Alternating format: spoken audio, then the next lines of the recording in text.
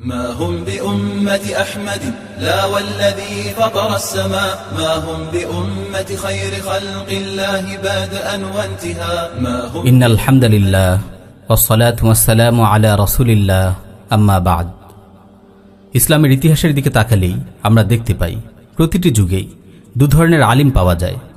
এক শ্রেণীর আলিম হলেন সেই সব মর্দে মুজাহিদ যারা আল্লাহর দ্বীনকে প্রতিষ্ঠিত করার জন্য উম্মতে মুসলিমার হেফাজতের জন্য জনগণকে সর্বদা প্রস্তুত রেখেছেন। যখনই ময়দানের ডাক এসেছে তারা তলোয়ার হাতে জনগণের নেতৃত্ব দিয়েছেন।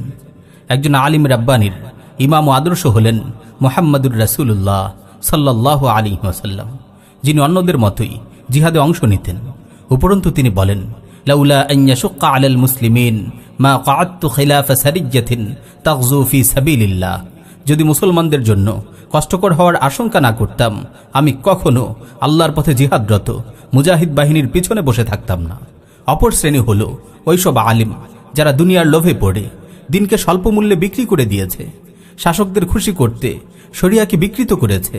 বর্তমান যুগেও আপনি দেখবেন আল্লাহর পথে বাধা দানকারী দুনিয়ালোভী আলেমদের এই দলটি মানুষকে ফরজ জিহাদ ছেড়ে শরিয়া থেকে বিচ্যুত শাসকের আনুগত্য করার সবক দেয়।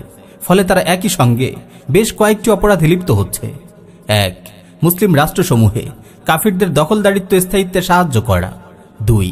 ফরজে আইন জিহাদ থেকে মুসলমানদেরকে বিরত রাখা। ৩. শরিয়া বহির্ভূত বাতিল শাসনকে শরিয়ার রঙে রঙিন করা। ৪.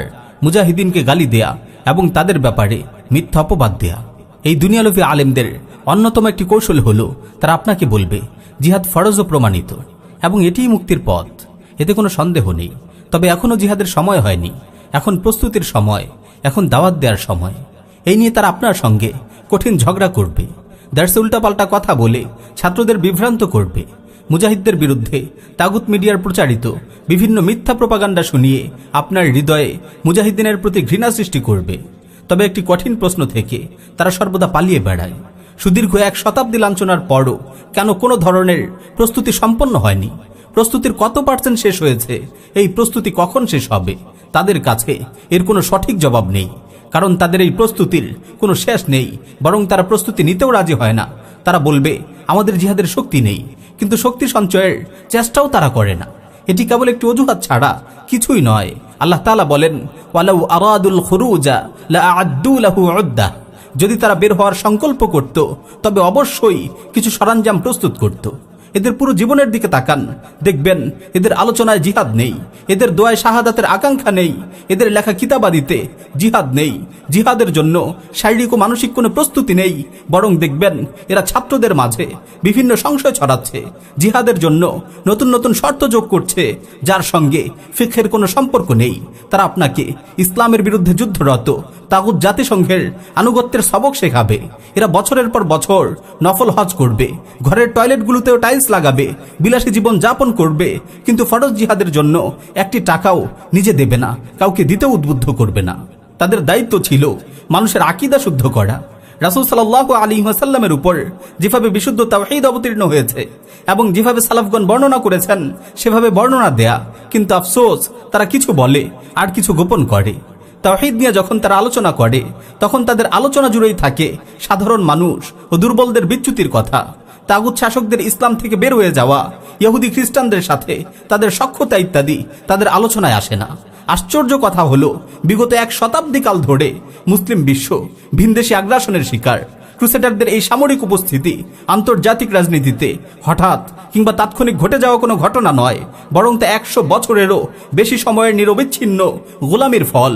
তবু আমরা এসব বুদ্ধিজীবী থেকে এদের বিরুদ্ধে বিরল 2-1টি ইঙ্গিত ইশারা ব্যতীত এই বিষয়ে উল্লেখযোগ্য কোনো প্রতিক্রিয়া পাই না। তারা মাঝে মধ্যে সুযোগ পেলেই অভিযোগ তোলেন যে মুজাহিদগণ জাতিকে কল্যাণকর কিছুই দিতে পারেনি, তাদের কল্যাণের তুলনায় অনিষ্টের পাল্লাই ভারী। তবে তারা একটি প্রশ্নের উত্তর কখনো দেয় না। ভালো কথা, বুঝলাম মুজাহিদিনগণ কিছুই দিতে পারেনি, তাদের দ্বারা শুধু অকল্যাণ হয়েছে।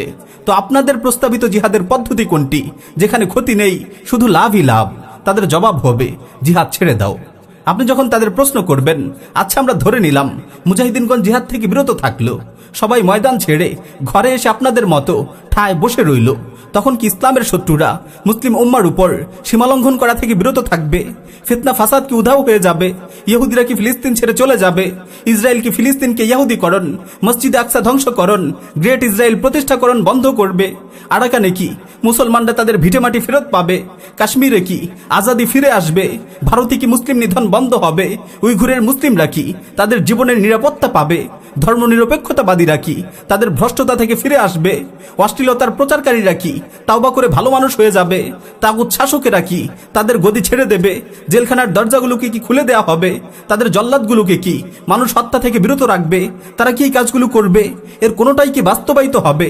অতঃপর এসব প্রশ্নের উত্তরে ধোঁয়াশা সৃষ্টি করে যুবকদেরকে তারা বলে, কেন তোমরা পড়ালেখায় মনোযোগ দিচ্ছ না? কেন তোমরা কাফিরদের সাথে বিতর্ক শান্তিপূর্ণ আলোচনায় অংশ নিচ্ছ না? কেন তোমরা মাদ্রাসা, ইয়েতিমখানা, হাসপাতাল নির্মাণের মতো মহৎ কাজগুলোতে লিপ্ত হচ্ছ না? কেন তোমরা সহি আকীদার দাওয়াত দিচ্ছ না? মনে হবে তারা আমাদেরকে আকীদা শুদ্ধির দাওয়াত দিচ্ছে। আসলে তাদের দাওয়াতের সার কথা হলো, তোমরা কেন জিহাদ থেকে বিরত থাকছ না? এটি একটি আকীদাগত বুদ্ধি প্রতিবন্ধী রোগ বিশেষ। এটিকে বেশি ভয় করতে হবে, কারণ এর পরিণাম হলো শুধু হারানো, ক্ষতি, লাঞ্ছনা, অপমান ও আত্মসমর্পণ। তাদের দাওয়াতের সার কথা হলো মুজাহিদিনকে জিহাদ থেকে বিরত রাখা, ময়দান থেকে মুজাহিদ শার্দুলদের সরিয়ে দেয়া, যাতে হানাদার বাহিনী নিরাপদে থাকতে পারে, তাদের গায়ে একটি কাঁটাও যেন না বিধে। তাই তো ইসলামের শত্রুরা এই শ্রেণীকে সুনজরে দেখে এবং সরকারকে তাদের প্রতি সন্তুষ্ট থাকতে ইঙ্গিত দেয়। আল্লাহ তাআলা আমাদের সবাইকে দুনিয়ালবী আলিমদের ফিতনা থেকে হেফাজত করুন, আমিন।